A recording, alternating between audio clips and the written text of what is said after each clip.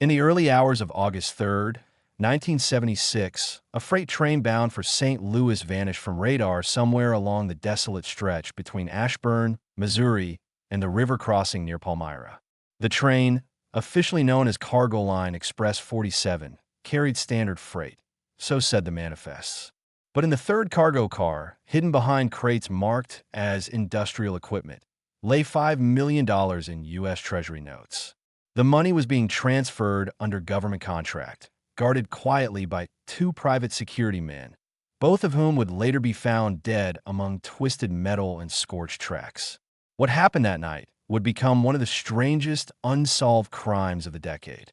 For 10 years, the names of Daniel Pike and Roy Harlan were whispered like a curse among investigators who never found their bodies, though they were sure the men had caused the derailment. Yet what really happened between mile marker 142 and 146 was far more complicated than the police file suggested. It began, as most desperate acts do, with a small lie and a bigger dream. Daniel Pike had been a mechanic in Kansas City, a man with grease under his nails, and a sick mother whose hospital bills kept growing. Roy Harlan, his old Army buddy from Vietnam, worked as a night guard at a storage depot and was drowning in gambling debt. Together they found themselves in a dingy bar one rainy June evening, where Roy told Daniel about a rumor: an unmarked train transporting cash for federal reconstruction projects, traveling without a full police escort. The kind of job that existed only in rumors or badly written pulp magazines. But Roy had a friend, a rail worker, who swore he'd seen armed men load sealed crates into a midsection cargo car marked C-47B. By mid-July, the two had drawn a crude map, charted a route, and made a plan that felt, to Daniel, half dream and half suicide note. On the night of August 2nd, they parked a rusted Ford pickup near the old rail bridge east of Ashburn. The sound of cicadas filled the humid air as the train's distant rumble grew into a metallic roar. The plan was simple. They'd tamper with a switch near the curve, force a slow derailment, and take the cash before the authorities could respond. Roy had stolen signal equipment weeks earlier and studied the timing. But something went wrong. At 2:18 a.m., Cargo Line Express 47 left the tracks at high speed, plowing into the ravine below. A fireball rose over the trees, lighting up the cornfields for miles. Witnesses described hearing a boom like thunder, followed by an eerie silence. When emergency crews arrived an hour later, they found the conductor burned beyond recognition, both security guards dead, and several cars destroyed. But the cargo manifest didn't match what they recovered. The third car, the one with the sealed crates, was torn open. The money was gone. No trace of Pike or Harlan. Only two sets of unidentified boot prints in the mud leading toward the woods. The official version was simple. Two unknown robbers hijacked the line, derailed the train, and perished in the fire. The investigation closed quietly within months, with insurance settlements paid and the government tight-lipped. Yet there were details that didn't fit. Archive. Newspaper clipping. Ashburn Sentinel. August 10th, 1976. Sheriff's Office reports missing train funds. Sources say weather may have contributed. No suspects identified. But off the record, investigator Martin R. Cole told a local radio host, this wasn't weather. Someone knew exactly when that train would pass. They knew what was on it. The FBI opened a confidential file, codenamed Black Rail. Over the next 2 years, they traced a dozen false leads. Rumors of sightings in Texas, Mexico, even Canada, but nothing held up. In 1979, a drifter's body was found in an abandoned barn outside Hannibal with a rusted revolver and a ring engraved RH, the press speculated. But the FBI refused to confirm. The ring, as later noted in an internal memo, was never conclusively tied to Roy Harlan. Meanwhile, Daniel Pike's mother died in 1980, still insisting her son had gone to Chicago for work. But locals remembered seeing her receive an envelope in 1978, an envelope she never opened in public. The case became local folklore. Teenagers would drive out to the crash site on summer nights, hoping to find the buried $5 million. The town turned the event into ghost stories. Only Cole, now retired and drinking too much coffee in his small Jefferson City home, still kept the old file box under his bed. He knew something the others didn't. In 1986, a road crew widening Route 24 near Palmyra unearthed a rusted ammunition box sealed with electrical tape. Inside was a faded Polaroid, two men sitting on a porch with beer cans, one of them unmistakably Pike, the other only half visible. On the back, written in smeared ink, "We made it, but not for long. D." Forensic tests dated the photo to 1977. Cole, now gray and stooped, received the photo by courier. 10 years, he muttered, and they never left Missouri. He reopened his notes, tracing back the old witness statements. One, from a farmer named Walter Briggs, stood out, saw two fellas heading toward the river that night. One limped, the other carried something heavy. The original report dismissed it. Too vague, too late. But now it mattered. Cole returned to the old crash site with a metal detector and a recorder. The land had grown wild, overrun with weeds and rusted fragments of trained steel. He walked the perimeter slowly until he heard the click. 6 inches beneath the soil, he uncovered a piece of scorched aluminum, part of a signal relay box. Inside it, wrapped in oilcloth, was a folded piece of paper. Archive, field note, Cole, April 9th, 1986, recovered partial receipt. Printed text, Missouri River Storage, Lot B7, paid August 12th, 76, Harlan. It was a warehouse receipt 10 days after the crash. The name alone reignited the case. Cole turned it over to the state police, but within a week the document vanished from evidence. Clerical error, they said, but Cole knew better. Someone was still covering tracks. A retired warehouse clerk, tracked down by a journalist in 1987, recalled 2 men delivering heavy crates late one night that summer. Said it was parts for a boat engine. But it was all cash, I swear it. He died 2 months later in a house fire ruled accidental. By now, the story had grown darker. There were whispers that Harlan had been killed by his own partner. Others claimed Pike was seen in Louisiana under another name. Yet the evidence pointed closer to home. Cole found a ledger from a small pawn shop in Hannibal dated 1983. Entry hashtag 47B, gold pocket watch, initials RH, sold by mail, approximate 40s, nervous, scar on left hand. That same scar appeared in an old arrest photo of Daniel Pike from 1969. Cole stared at the copy, realizing what it meant. Pike had lived, and he'd sold his partner's watch. The betrayal cut deeper than greed. It spoke of survival, guilt, maybe both. He began tracing Pike's possible movements through Missouri, cross-referencing motel ledgers, bank withdrawals, and vehicle registrations. For years, nothing surfaced. Then, in 1986, a volunteer fire crew responding to a small brush fire near Monroe City discovered a burned-out cabin. Inside, under charred boards, they found a metal box fused shut by heat. When pried open, it revealed bundles of decayed U.S. notes, each stamped Federal Reserve 1976. Most were ruined, but serial numbers matched part of the missing shipment. DNA testing was primitive then, but a dental record found nearby suggested the remains belonged to Daniel Pike. The sheriff called Cole personally. "We think we got one of your ghosts," he said. Cole drove out that same night. The cabin still smelled of ash and pine sap. On the table lay what remained of a revolver and a melted locket. Inside the locket, 2 tiny photographs, one of a woman, one of a man in army uniform. Pike and Harlan. On the wall, scorched but legible, someone had written in charcoal, "I never meant for it to end like this." The fire was ruled accidental, though Cole never believed it. There was no sign of forced entry, no gas can, no prints but Pike's. Maybe it was remorse. Maybe it was fear. But one question remained. Where was the rest of the money? A week later, a fisherman on the Missouri River pulled a corroded safe from the mud. Inside were $38,000 in mostly intact bills and a sealed envelope addressed to Mr. Cole, Jefferson City. The letter inside was short. "I try to bury it, but it keeps finding its way back. If you read this, Roy's gone, and I'm next. The rest is where it started." D. Cole stared at the words until they blurred. Where it started, the rail bridge east of Ashburn, the same bridge that had collapsed in 1976. 10 years later, half of it remained underwater. Divers were sent to examine the wreckage once more. What they found changed everything.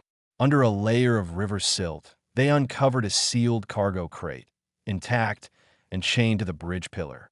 Inside, beneath rotted tarpaulin, were water-damaged bills, stacks of them, nearly $3 million worth. It had been there the whole time, hidden in plain sight. Cole stood on the bank as the crate was lifted out, water pouring like tears. "They never made it far," he whispered. The media swarmed. Headlines screamed, "Lost train money found after decade." But the full story remained buried. Cole never told them about the letter or the second set of prints near the bridge. Prints that didn't match Pike or Harlan. Someone else had been there. Someone who'd helped them or hunted them. The file labeled Black Rail closed again in 1987. This time marked solved, partial recovery. But the questions didn't die. In a small-town diner years later, a waitress named Beth recalled serving an old man who paid her with a $50 bill, so crisp it looked brand new, even though he looked like death. When she showed it to the bank, it was traced to the same missing batch. The man had left no name, only a note. Some debts never stopped collecting. Cole, retired for good, would later say in a radio interview, "We found the money, but not the truth." Then he added softly, "And maybe we're not supposed to. Because some secrets, buried under metal and river water, stay alive longer than the men who made them." If you want to know what they found next, subscribe and tell us where you're watching from. The years that followed the recovery of the submerged crate brought silence to Ashburn, but it was the kind of silence that hummed with unfinished business. Officially, the case of the Cargo Line Express robbery was marked as partially solved, a bureaucratic phrase that satisfied headlines but not hearts. For the locals, the ghost of that night still moved along the rails, whistling through the cornfields when fog settled low. For investigator Martin Cole, however, sleep never returned the same. He had the letter, the burned photo, and the lingering sentence. The rest is where it started. He kept those items in a locked drawer beside his bed, and every now and then, when insomnia wrapped around him like cold smoke, he'd pull them out and stare until the ink seemed to breathe. By 1990, Cole had retired fully, but that didn't stop the calls. Reporters, students, even treasure hunters reached out with new theories. One of them was a young journalist named Erin Walsh, who'd grown up in Palmyra and remembered hearing her father talk about the train crash. She had a degree in criminal history and a stubborn curiosity that mirrored Cole's from decades earlier. When she reached out, Cole refused at first, but when she mentioned she'd uncovered a private security report from 1976 with several redacted names, one of which was DP, he agreed to meet her. They met in a small diner outside Hannibal. Erin arrived with a folder thick with photocopies, highlighted notes, and a map. She looked barely 30, with an intensity that unnerved him. "You still believe it's over, Mr. Cole?" she asked. He shook his head. "It's never over, just filed away." She slid a photo across the table. It showed a man with a gray beard, sitting at a gas station in Arizona, dated 1984. "I found this in a local archive," she said. "Does he look familiar?" Cole leaned closer. The man's eyes were shadowed by a cap, but something about the posture, the left hand with the faint scar, made his stomach tighten. "Pike," he whispered. "But he was dead." Erin smiled slightly. "Was he?" Cole's pulse quickened. The dental match from the burned cabin was always uncertain, fragmented, partial. What if Pike had faked his own death? What if someone else had burned that cabin? "Where did you get this?" he asked. "From a police file in Winslow, Arizona," she said. The man was listed as a witness to a robbery there. Gave his name as Daniel Pierce. Cole exhaled slowly. DP exactly. That night, Cole opened the old file once more. The pieces he'd long thought buried began to realign in his mind. If Pike had lived, then who died in that cabin? The answer lay somewhere between betrayal and redemption. Erin convinced Cole to visit Arizona. They drove through dust-choked highways, following old records, motels, and receipts. In Winslow, they found an aging gas station owner who remembered the man from the photograph. "Yeah, I knew him," the old man said. "Called himself Pierce. Kept to himself, always paid cash. Drove an old Dodge pickup with Missouri plates. One day he just left. No go on bis. Just gone. When was that? Cole asked. Summer of '84, I think. But funny thing, week after he left, two feds came asking the same questions you're asking now. That detail hit Cole like a hammer. The FBI had been following Pike, but never reported it. Why? Back in Missouri, Cole requested the archived Black Rail file under the Freedom of Information Act. Weeks later, he received a thin envelope. Most pages redacted, several missing entirely. But one memo survived, subject DP possibly linked to ex-agent H.C. Latham. Surveillance discontinued, 1984. Latham. The name didn't belong to the robbery, at least not officially. But Cole remembered it from a peripheral mention. Harold C. Latham, a federal transport supervisor assigned to logistics in 1976. The man who'd signed off on cargo line Express 47's manifest. Cole's pulse slowed. If Pike had connections inside, then maybe the robbery hadn't just been two men's desperate gamble. Maybe it had been an inside job. Aaron found Latham's last known address, a gated retirement complex near Springfield. They drove down and found a frail man in his 80s, half blind, but lucid enough to talk when Cole showed him the old photo. You think I don't remember him? Latham rasped. Pike wasn't the brains. He was just the trigger man. The job came from higher up. Cole exchanged a glance with Aaron. Higher up where? Latham chuckled, a dry, rasping sound. You think that kind of money rides alone without someone approving it? You think they'd ever admit it? Who else was involved? Aaron asked. Latham leaned forward. You won't find their names. They're gone. But tell me, did you ever find the second letter? Cole frowned. What letter? Latham smirked. Then you never finished the story. Days later, Latham died in his sleep. Natural causes. But when Aaron checked his room again, his bedside drawer was empty. Someone had taken his files. Whatever he meant by the second letter vanished with him. Cole began re-examining Pike's final note. The rest is where it started. He'd assumed it meant the bridge, but maybe where it started referred to something else, the planning, the conspiracy. Aaron proposed that the missing money wasn't meant for recovery at all. It had been laundered, redirected through federal accounts, and the train job had been both theft and cover-up. Cole didn't want to believe it. But when Aaron uncovered a 1976 ledger from the defunct Missouri River Storage Company, the same warehouse on the burned receipt, showing multiple payments under the initials HCL, it all connected. Someone inside the system had orchestrated it, used Pike and Harlan as disposable assets, and erased them when the job went wrong. Yet if Pike survived, maybe try to set things right. In the spring of 1991, Aaron received a small package with no return address. Inside was a cassette tape, labeled for Cole. The sound was grainy, wind in the background, and a voice, tired, raspy, unmistakably human. Transcript. This is Daniel Pike. If you're hearing this, I didn't make it far. I didn't mean for Roy to die. They told us no one would get hurt. They lied. Latham was the contact, but he wasn't alone. There was another. A man with a ring, silver with a black stone. He came to the bridge the night before the job. Said the shipment was insured. No one would notice. I saw his badge. Federal. A pause, then breathing. When the train crashed, I tried to pull Roy out. He was trapped. I took the case, half burned, and ran.